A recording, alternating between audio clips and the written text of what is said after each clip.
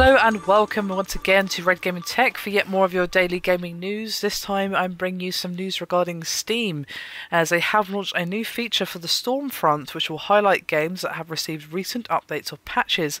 and users who click through can either view a curated list of all Steam products with big updates, or instead just look at a list that will consist of only games from their collections. So basically, if you want to look at any games that have received big updates, like say, I don't know, you're interested in DayZ or Rust or 7 Days to Die or one of those early access alpha games, but you want to wait till a big update comes, you can look at it and see what big updates they've had. Or if you want to keep an eye on your games that you have in your Steam list, then you can do that as well.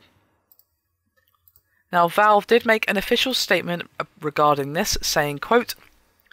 "Designed to give developers more ways to communicate with gamers about their products on Steam. This public release was matched with a tools release that lets developers elect when to add their update to this product area and what to say about the content of their latest update."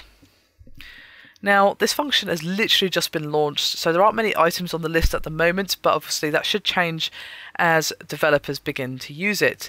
Now, obviously, not all devs are going to use it, and I'd say a good chunk of them will, especially if they have a game in early access or a state where perhaps, you know, it's in flux because it's still in development or whatever, or they've just come out and there's perhaps some problems that might come from a big launch, like does tend to happen.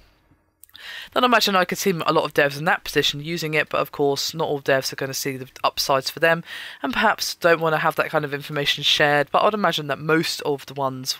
that actually have their head screwed on will only see the advantages, because there isn't really a downside to telling your users, hey, there's been a big update so it might fix that problem you're having, or hey, there's just been a big update, there's new content for you, or whatever. So it might actually be a good way to get people back into the game who might have stopped playing it for a while. So I think it'll be a fairly widely accepted thing, but not all developers have to use it, so just keep that in mind.